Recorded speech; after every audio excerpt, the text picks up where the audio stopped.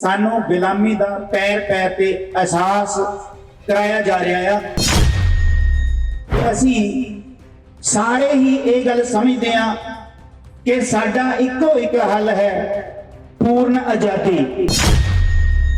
ये गल दीप सिद्धू ने कही सी कि भुलेखे च मत रहो, जेड़े सब तो पवित्र स्थान के उत्ते तोपां नाल हमला कर सकते हैं वो तुहाडे घर जदों मर्जी ढा सकते हैं।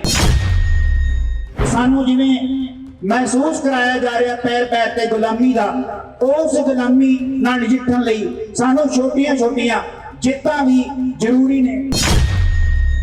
जिद्दां दूजियां स्टेटां दे बशिंदियां नूं इत्थे पक्के घर पा के दे रहे ने और तुहाडे घर ढा रहे ने। जे इस गल नूं साडा कोई भी आगू इह गल कहे कि मसले छोटे ने, इन्हां नूं बाਅद च नजिठांगे नहीं। छोटे मसले भी तुसीं हल करने ने, तुहाडे लई छोटे हो सकदे ने। जिन्हां दे घर ढा दित्ते गए ने उन्हां लई मसला छोटा नहीं आ, उन्हां लई मसला बहुत वड्डा आ। मैं सरकार नूं इस मंच तो यह गल कहना चाहना कि हर एक चीज की एक बाउंड्री है, एक हद होंदी है। देशों की हद है, घरां दी है, और तुसी हद पार करने जा रहे हो। संगत नूं राह च रोक रहे हो, जलील कर रहे हो, पर्चियां दी धमकियां दे रहे हो। पर्चियां दी धमकियां दिओ तुसी दूजियां कौमां नूं। गज के फतेह बुलाइए जी। आखो जी वाहिगुरू जी का खालसा, वाहिगुरू जी की फतेह। आपां इत्थे ये बेनती की सी, परण भी कीता सी भी जो भी फैसला होगा वो संगत दे विचकार ही होगा, किसी कल्ली बैठक च नहीं होगा। जे किते प्रशासन जां सरकार मिलन भी आउंदी आ, गलबात हुंदी आ, तां ओदी भी पारदर्शिता जिहड़ी आ संगत च रखी जाऊगी। संगत दे पुछे बिना मोर्चे का कोई फैसला नहीं लिया जाऊगा। और मेरी बेनती है कि जेडे भी आगू बुलारे अज इत्थे बोल के जाणगे, उन्होंने बेनती है कोई शाम तक जदों तक समाप्ति नहीं होंदी उदों तक इत्थे बने रहन, क्योंकि मोर्चे वालों कुछ फैसले लैणे ने। आप जी दी राय उहदे च बहुत जरूरी है, क्योंकि सख्त फैसले लैण लई सरकारां ने सानू मजबूर कर दिता है। तां इस गल लई सारियां दा जिहड़े आगू साहिबान ने उन्हां दा इत्थे बने रहना और संगत दा बने रहना बहुत जरूरी है। हुण आपां गलबात करदे हां 1947 तो लैके हुण तक सानू एक जड़ी हुकूमत आ उत्ते कोई भी इदां दा शक नहीं रह जाना चाहिए कि सानू गुलामी दा पैर पैर ते एहसास कराया जा रहा है। और इहदे विच जड़ी पते दी गल ओ इह है कि असी सारे ही ये गल समझदे हां कि साडा इको एक हल है, पूर्ण आजादी। क्योंकि पूर्ण आजादी तो बिना जिवें महाराज ने कहा है कि धर्म वध फुल नहीं सकता, लोगों नूं बराबरता नहीं दिती जा सकती। इस खिते दे रहने वाले जिथे खालसे दा राज होऊगा, पहला खालसे ने जिहड़ा राज कीता अज तक ओदियां बातां पै रहीआं ने। अगे भी खालसा गुरु ग्रंथ साहिब महाराज दी रोशनी चों ही इथे राज दा प्रबंध करूगा। पंच प्रधानी सिस्टम होवेगा जिथे सारिआं नूं बराबरता होएगी, सारे धर्मां नूं बराबरता होगी। पर आपां गल इह करांगे कि कौम दे विच जिहड़े बाकी मसले ने उन्हां मसलियां नूं भी नाल नाल नजिठना आ। मान लो कि 1947 तो लैके जे असीं ये गल कर रही है कि पूर्ण आजादी तक बाकी कोई मसले नहीं हल करने, तां इह किते ना किते अपने आप च बहुत वड्डी गलतफहमी जां गलती होगी कि असीं बाकी जिहड़े कौम दे नाल धरो हो रहे ने उन्हां गल्लां नूं भी नाल नाल ही एड्रैस होना आ। चाहे उस 1947 तो बाद एक वड्डा साका वड्डा कल्लूकारा होया जिहदे च बड़ियां शहादतां होईयां और कल्ले आगू दी जिहड़ी आ ओ कई वारी असीं कराहे भी पै सकने आ जां सानू गुमराह हो सकने आ जां सानू काबू छेती कीता जा सकदा आ। आपां पिछे शुरू तो लैके बंदा सिंह बहादुर दी भी गल करिए, गुरु साहिब ने थापड़ा दे के पंजाब नूं भेजिआ ते उन्हां दे नाल भी 5 सिंह जिहड़े आ ओ भेजे सी। सो कौम दे विच जिन्ने भी आगू ने, चाहे वो नौजवान ने, नवे ने, चाहे वो पहला तो लड़ रहे ने, पहला वाली लड़ाई नूं भी नकारिया नहीं जा सकता। चाहे किसी ने तिल, चाहे किसी ने फुल। जिद्दां आपां जून 1984 तो बाद 10 साल लहू डोलवी लड़ाई लड़ी, उस तो बाद भी कौम दे विच अलग अलग मोर्चे लगे, जिते भी गए। सरसे वाले के खिलाफ लगा, बंदे शहीद होए, सिंघां ने जेलां कट्टियां। लगातार ये प्रोसैस चल रहा है कि कौम लड़ रही है। पर जे ਆਪਾਂ ਇਹ ਗੱਲ ਕਰੀਏ ਕਿ ਅਸੀਂ ਪੂਰਨ ਆਜ਼ਾਦੀ ਤੋਂ ਬਿਨਾ ਹੋਰ ਕੋਈ ਗੱਲ ਨਹੀਂ ਕਰਨੀ, ਐਵੇਂ ਨਹੀਂ ਹੁੰਦਾ। ਅਸੀਂ ਪੂਰਨ ਆਜ਼ਾਦੀ ਲਈ ਵੀ ਜਦੋਜਹਿਦ ਕਰਨੀ ਆ, ਪਰ ਬਾਕੀ ਜਿਹੜੇ ਸਮੇਂ-ਸਮੇਂ ਸਿਰ ਕੌਮ ਦੇ ਹਾਲਾਤ ਨੇ ਜਾਂ ਸਾਨੂੰ ਜਿਵੇਂ महसूस कराया जा रहा पैर पैर ते गुलामी दा, उस गुलामी नाल नजिठण लई सानू छोटियां छोटियां जित्तां भी जरूरी ने, चाहे किसी भी मोर्चे दे रूप दे विच होण। जिवें थोड़े दिन पहला साडे घर ढा दिते गए ने, ये गल दीप सिद्धू ने कही सी कि भुलेखे च मत रहो, ਜਿਹੜੇ ਸਭ ਤੋਂ ਪਵਿੱਤਰ ਸਥਾਨ ਦੇ ਉੱਤੇ ਤੋਪਾਂ ਨਾਲ ਹਮਲਾ ਕਰ ਸਕਦੇ ਨੇ ਉਹ ਤੁਹਾਡੇ ਘਰ ਜਦੋਂ ਮਰਜ਼ੀ ਢਾ ਸਕਦੇ ਨੇ। ਔਰ ਜੇ ਤੁਸੀਂ ਇਹਨੂੰ ਪਹਿਲੀ ਤੇ ਆਖਰੀ ਕਵਾਇਦ ਮੰਨੋ, ਇਹ ਗੱਲ ਬਿਲਕੁਲ ਝੂਠ ਹੈ। ਆਉਣ ਵਾਲੇ ਕੁਝ ਦਿਨਾਂ ਦੇ ਵਿੱਚ ਸੈਂਕੜੇ ਘਰ ਢਾਏ ਜਾਣਗੇ ਜੇ ਤੁਸੀਂ ਉੱਠ ਕੇ ਖੜੇ ਨਾ ਹੋਏ ਤਾਂ। ਇਹ ਜਿੱਦਾਂ ਦੂਜੀਆਂ ਸਟੇਟਾਂ ਦੇ ਵਸਿੰਦਿਆਂ ਨੂੰ ਇੱਥੇ ਪੱਕੇ ਘਰ ਪਾ ਕੇ ਦੇ ਰਹੇ ਨੇ ਔਰ ਤੁਹਾਡੇ ਘਰ ਢਾ ਰਹੇ ਨੇ। ਜੇ ਇਸ ਗੱਲ ਨੂੰ ਸਾਡਾ ਕੋਈ ਵੀ ਆਗੂ ਇਹ ਗੱਲ ਕਹੇ ਕਿ ਇਹ ਮਸਲੇ ਛੋਟੇ ਨੇ, ਇਹਨਾਂ ਨੂੰ ਬਾਅਦ ਚ ਨਜਿੱਠਾਂਗੇ, ਨਹੀਂ। ਤੁਹਾਡੀ ਮਸਲਿਆਂ ਪ੍ਰਤੀ ਪਹੁੰਚ ਕੀ ਆ, ਅਪਰੋਚ ਕੀ ਆ, ਉਹਨਾਂ ਨੂੰ ਨਜਿੱਠਣ ਦਾ ਤੁਹਾਡਾ ਕਾਇਦਾ ਕਾਨੂੰਨ ਕੀ ਆ। ਔਰ ਅਗਲੀ ਗੱਲ, ਕਿਸੇ ਵੀ ਮੋਰਚੇ ਦੇ ਵਿੱਚ ਮੋਰਚੇ ਨੂੰ ਅੱਗੇ ਲਿਜਾਣ ਵਾਲੇ ਜਿਹੜੇ ਆਗੂ ਨੇ, ਕਿਸੇ ਵੀ ਲਹਿਰ ਦੇ ਜਿਹੜੇ ਆਗੂ ਨੇ, ਉਹਨਾਂ ਦਾ ਈਮਾਨਦਾਰ ਹੋਣਾ ਬਹੁਤ ਜ਼ਰੂਰੀ ਆ। ਔਰ ਅਗਲੀ ਗੱਲ, ਈਮਾਨਦਾਰ ਹੋਣਾ ਵੀ ਇਕੱਲਾ ਕਿਸੇ ਬੰਨੇ ਨਹੀਂ ਲਾ ਸਕਦਾ।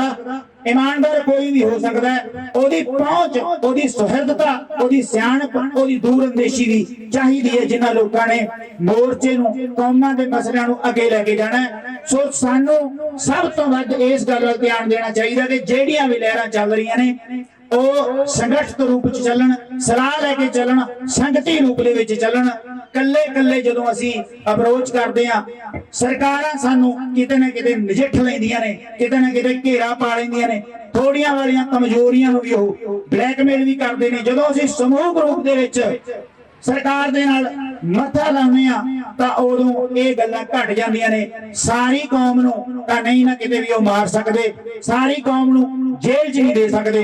सो वख-वख थावां दे उत्ते कुट खाण नालों, वख-वख थावां ते खिलाड़े दे रूप दे विच अपणीआं मंगां रखण नालों एक थां दे उत्ते बैठ के सारे मसलिआं नूं नजिठण लई ਇਹ ਗੱਲ ਫੇਰ ਦੁਹਰਾ ਦਿਆਂ ਕਿ ਪੂਰਨ ਆਜ਼ਾਦੀ ਤੋਂ ਬਿਨਾ ਸਿੱਖਾਂ ਦਾ ਕੋਈ ਹੱਲ ਨਹੀਂ ਇਸ ਖਿੱਤੇ ਦੇ ਵਿੱਚ। ਪਰ ਪੂਰਨ ਆਜ਼ਾਦੀ ਤੱਕ ਜਿਹੜੇ ਬਾਕੀ ਮਸਲੇ ਨੇ, ਚਾਹੇ ਸਾਡੀ ਸ੍ਰੀ ਸਾਹਿਬ ਦਾ ਮਸਲਾ ਆ, ਪੰਜਾਬ ਦੇ ਵਿੱਚ ਲੋਕਾਂ ਦੇ ਲਾਇਸੈਂਸਾਂ ਦਾ ਮਸਲਾ ਆ, ਪੰਜਾਬ ਦੇ ਵਿੱਚ ਬਹੁਤ ਸਾਰੀਆਂ ਅਜਿਹੀਆਂ ਗੱਲਾਂ ਨੇ, ਚੰਡੀਗੜ੍ਹ ਦਾ ਮਸਲਾ ਆ, ਡੈਮ ਦਾ ਮਸਲਾ ਆ ਜਿਹੜਾ ਸੈਂਟਰ ਆਪਣੇ ਹੱਥ 'ਚ ਕਰ ਗਿਆ, ਚੰਡੀਗੜ੍ਹ ਦੀ ਟੋਟਲ ਜਿਹੜੀ ਮੁਖਤਿਆਰੀ ਆ ਉਹ ਸੈਂਟਰ ਸਾਡੇ ਤੋਂ ਖੋਹ ਰਿਹਾ ਆ।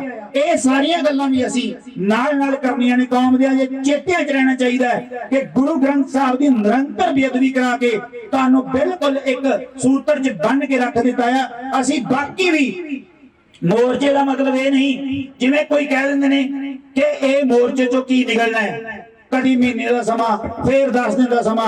ਇਹ मोर्चे का कला यही मतलब नहीं। इस मोर्चे दे विच तुसी अपनी कौम दे सामने अपने मसले रख सकते हो। एक स्टेज आ, एक पेड़ा जिथे संगत आउंदी आ और वध तो वध संगत नूं आके आगूआं नूं आके अपनी कौम दे मसले जिहड़े ने ਉਹ ਸਾਂਝੇ करने चाहिए ने।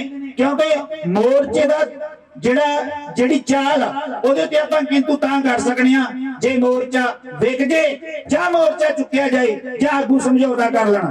ਕਿਉਂਕਿ ਜਦੋਂ ਨਿਰੰਤਰ ਲੰਮੇ ਸਮੇਂ ਤੋਂ ਇੱਥੇ ਬੈਠੇ ਹੋਏ ਨੇ, ਅਸੀਂ ਇੱਕ ਦਿਨ 15 ਦਿਨਾਂ ਵਿੱਚੋਂ ਆਉਣਾ ਆ ਤੇ ਉਹ ਵੀ ਅਸੀਂ ਨੁਕਸ ਨਾ ਕੱਢ ਕੇ ਜਾਈਏ, ਸਲਾਹ ਦਈਏ, ਗੁਰਮਤਾ ਕਰੀਏ ਕਿ ਹਕੂਮਤਾਂ ਨਾਲ ਕਿਵੇਂ ਨਜਿੱਠਣਾ ਹੈ। ਜੇ ਅਸੀਂ ਸੋਚੀਏ ਕਿ ਇਹ ਤੇ ਆਪ ਸਰਕਾਰ ਜਿਹੜੀ ਇਹਨੂੰ ਦਿੱਲੀ ਚਲਾਉਂਦੀ, ਅਸੀਂ ਇਹਦੇ ਨਾਲ ਕੀ ਗੱਲ ਕਰਨੀ ਹੈ। ਤੁਹਾਨੂੰ ਇਸੇ ਸਰਕਾਰ ਨਾਲ ਗੱਲ ਵੀ ਕਰਨੀ ਪੈਣੀ ਹੈ, ਬਹਿਣਾ ਵੀ ਪੈਣਾ। क्योंकि जब सरकार इन्हां दी आ, मुख मंत्री इन्हां दा आ, मंत्री इन्हां दे ने, कानून इन्हां ने बनाउणे ने, फिर गल तुसीं बादलां नाल थोड़ा करोगे, गल भी तुहानूं इन्हां नाल ही करनी पऊगी। सो गुरु ग्रंथ साहब जां ਜਿਹੜੇ ਇੱਥੇ ਸਿੰਘ ਸ਼ਹੀਦ ਹੋਏ ਨੇ ਉਹਨਾਂ ਦੀ ਬਾਬਤ, ਉਹਨਾਂ ਦੇ ਇਨਸਾਫ ਲਈ ਆਪਾਂ ਬੈਠੇ ਆ। ਪਰ ਇੱਥੋਂ ਅਸੀਂ ਕੌਮ ਦੇ ਹਰ ਇੱਕ ਛੋਟੇ ਛੋਟੇ ਮਸਲੇ ਦੀ ਵੀ ਗੱਲ ਕਰਨੀ ਆ। ਛੋਟੇ ਮਸਲੇ ਵੀ ਤੁਸੀਂ ਹੱਲ ਕਰਨੇ ਨੇ, ਤੁਹਾਡੇ ਲਈ ਛੋਟੇ ਹੋ ਸਕਦੇ ਨੇ।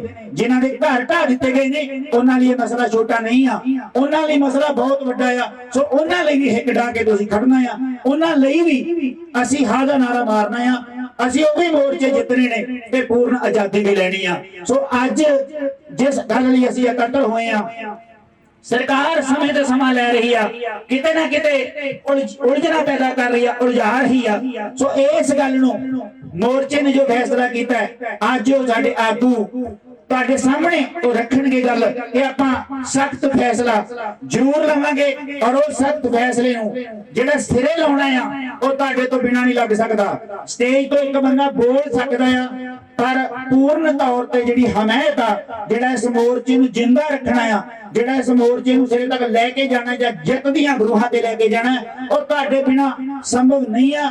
ਉਹ ਤੁਸੀਂ ਸਾਰਿਆਂ ਨੇ ਇੱਥੇ ਸਹਿਯੋਗ ਕਰਨਾ ਹੈ, ਵਾਰੀ ਵਾਰੀ ਕੱਲੇ ਕੱਲੇ ਨੇ ਜਾਂ ਜਿਵੇਂ ਵੀ ਤੁਹਾਡਾ ਸਮਾਂ ਲੱਗੇ ਇਸ ਮੋਰਚੇ ਦੇ ਵਿੱਚ ਹਾਜ਼ਰੀ ਭਰਨੀ ਹੈ। ਸੋ ਮੈਂ ਸਰਕਾਰ ਨੂੰ ਇਸ ਮੰਚ ਤੋਂ ਇਹ ਗੱਲ ਕਹਿਣਾ ਚਾਹੁੰਦਾ ਕਿ ਹਰ ਇੱਕ ਚੀਜ਼ ਦੀ ਇੱਕ ਬਾਉਂਡਰੀ ਹੈ, ਇੱਕ ਹੱਦ ਹੁੰਦੀ ਹੈ, ਦੇਸ਼ਾਂ ਦੀ ਹੱਦ ਹੈ, ਘਰਾਂ ਦੀ ਆ, ਔਰ ਤੁਸੀਂ ਹੱਦ ਪਾਰ ਕਰਨ ਜਾ ਰਹੇ ਹੋ, ਸੰਗਤ ਨੂੰ ਰਾਹ 'ਚ ਰੋਕ ਰਹੇ ਹੋ, ਜਲੀਲ ਕਰ ਰਹੇ ਹੋ, ਪਰਚਿਆਂ ਦੀਆਂ ਧਮਕੀਆਂ ਦੇ ਰਹੇ ਹੋ। ਪਰਚਿਆਂ ਦੀਆਂ ਧਮਕੀਆਂ ਦਿਓ ਤੁਸੀਂ ਦੂਜੀਆਂ ਕੌਮਾਂ ਨੂੰ, ਮੈਂ ਕਿਸੇ ਧਰਮ ਤੇ ਕਿੰਤੂ ਨਹੀਂ ਕਰੂੰਗਾ। 8 ਘੰਟੇ ਇੱਕ ਪਾਸਟਰ ਜੇਲ੍ਹ 'ਚ ਰਹਿ ਕੇ ਆਉਂਦਾ ਹੈ ਤੇ ਉਹ ਚੀਕਾਂ ਮਾਰ ਕੇ ਰੋਂਦਾ ਹੈ ਕਿ ਮੈਂ 8 ਘੰਟੇ ਜੇਲ੍ਹ ਦੇ ਵਿੱਚ ਭੁੱਖਾ ਕਿਸੇ ਹਵਾਲਾਤ ਦੇ ਵਿੱਚ ਰਿਹਾ, ਇੱਥੇ 34 ਸਾਲ ਜੇਲਾਂ ਕੱਟ ਕੇ ਔਰ ਇਸ ਸ਼ਰਤ ਦੇ ਉੱਤੇ ਉਹਨਾਂ ਨੂੰ ਰਿਹਾ ਕੀਤਾ ਜਾਂਦਾ ਸੀ 10 ਸਾਲ ਬਾਅਦ ਕਿ ਤੁਸੀਂ ਮਾਫੀ ਮੰਗ ਲਓ। ਗੋਰਿਆਂ ਦੀ ਜਿਹੜੀ ਸਰਕਾਰ ਆ ਉਹ ਕਹਿੰਦੀ ਸੀ ਤੁਹਾਨੂੰ ਰਿਹਾ ਕਰ ਦਿੱਤਾ ਜਾਊਗਾ, ਪਰ ਸਿੰਘਾਂ ਨੇ ਈਨ ਨਾ ਮੰਨੀ, ਕਿਉਂਕਿ ਹਰ ਗੱਲ ਦੀ ਇੱਕ ਈਨ ਹੁੰਦੀ ਆ, ਚਾਹੇ ਉਹ ਕਿਸੇ ਵੀ ਗੱਲ ਤੇ ਸਟੈਂਡ ਕਰਦੀ ਹੋਵੇ, ਪਰ ਉਹਨਾਂ ਨੇ ਈਨ ਨਹੀਂ ਮੰਨੀ। 34 ਸਾਲ ਉਹਨਾਂ ਨੇ ਗੋਰਿਆਂ ਦੀ ਜੇਲ੍ਹ ਆਪਣੇ ਪੰਥ ਲਈ ਕੱਢੀ। ਸੋ ਤੁਹਾਡੇ ਤੇ ਉਹਨਾਂ ਵਿੱਚ ਬਹੁਤ ਫਰਕ ਆ। ਤੁਹਾਡੇ ਕੋਲ ਦੁਨੀਆ ਦਾ ਨਹੀਂ, ਜਿੱਥੇ ਜਿੱਥੇ ਵੀ ਇਹ ਧਰਤੀ ਦੇ ਉੱਤੇ ਪਸਾਰਿਆ ਆ ਉਹ ਸਾਰਿਆਂ ਤੋਂ ਵੱਡਾ ਗੁਰੂ ਗ੍ਰੰਥ ਸਾਹਿਬ ਤੁਹਾਡੇ ਕੋਲ ਆ। ਇਹਦੀ ਰੌਸ਼ਨੀ ਦੇ ਵਿੱਚ ਅਸੀਂ ਵੱਡੀਆਂ ਜੰਗਾਂ ਜਿੱਤੀਆਂ ਨੇ ਤੇ ਇਹ ਮੋਰਚਾ ਵੀ ਤੁਹਾਡੇ ਸਹਿਯੋਗ ਦੇ ਨਾਲ ਤੇ ਗੁਰੂ ਦੀ ਅਪਾਰ ਬਖਸ਼ਿਸ਼ ਦੇ ਨਾਲ ਜਿੱਤਿਆ ਜਾਊਗਾ। ਬਸ ਸਿਰ ਜੋੜਨ ਦੀ ਲੋੜ ਆ। ਸੋ ਸਰਕਾਰੇ ਤੂੰ ਸਾਨੂੰ ਇਹ ਫੈਸਲਾ ਲੈਣ ਲਈ, ਸਖਤ ਫੈਸਲਾ ਲੈਣ ਲਈ ਮਜਬੂਰ ਕਰ ਦਿੱਤਾ ਆ। ਅਸੀਂ ਨਿਮਰਤਾ ਵੀ ਵਿਖਾਈ ਆ, ਸੁਹਿਰਦਤਾ ਵੀ ਵਿਖਾਈ ਆ, ਪਰ ਤੂੰ ਸਾਰੀਆਂ ਹੱਦਾਂ ਟੱਪ ਗਈਆਂ। ਅੱਜ ਜਿਹੜੇ ਸਟੇਜ ਤੇ ਆਗੂ ਬੈਠੇ ਨੇ ਇਹਨਾਂ ਦੀ ਸਲਾਹ ਦੇ ਨਾਲ ਸਖਤ ਫੈਸਲਾ ਲਿਆ ਜਾਊਗਾ ਤੇ ਤੁਸੀਂ ਉਹਦਾ ਸਹਿਯੋਗ ਕਰਨਾ ਹੈ। ਆਪਾਂ ਚਾਹੇ ਕੋਈ ਜਿੱਤ ਛੋਟੀ ਹੈ ਚਾਹੇ ਵੱਡੀ ਆ, ਜਿੱਤ ਜਿੱਤੀ ਹੁੰਦੀ ਆ। ਔਰ ਮੈਂ ਮੌਜੂਦਾ ਕੌਮ ਦੇ ਜਿੰਨੇ ਵੀ ਸੰਘਰਸ਼ ਕਰ ਰਹੇ ਬੰਦੇ ਨੇ ਉਹਨਾਂ ਨੂੰ ਇਹ ਗੱਲ ਕਹਿਣਾ ਚਾਹੁੰਦਾ ਕਿ ਜਦੋਂ ਤੁਸੀਂ ਭੱਜਦੇ ਹੋ ਬਰਾਬਰ ਉਦੋਂ ਭੱਜ ਰਹੇ ਹੋ, ਪਰ ਕਿਸੇ ਨੂੰ ਦੇਖ ਕੇ ਭੱਜਣ ਦੀ ਕੋਸ਼ਿਸ਼ ਨਾ ਕਰੋ, ਸਾਰਿਆਂ ਨੂੰ ਨਾਲ ਲੈ ਕੇ ਚੱਲਣ ਦੀ ਕੋਸ਼ਿਸ਼ ਕਰੋ। ਇੰਨੀਆਂ ਹੀ ਬੇਨਤੀਆਂ ਹਨ। ਵਾਹਿਗੁਰੂ ਜੀ ਕਾ ਖਾਲਸਾ, ਵਾਹਿਗੁਰੂ ਜੀ ਕੀ ਫਤਿਹ ਜੀ।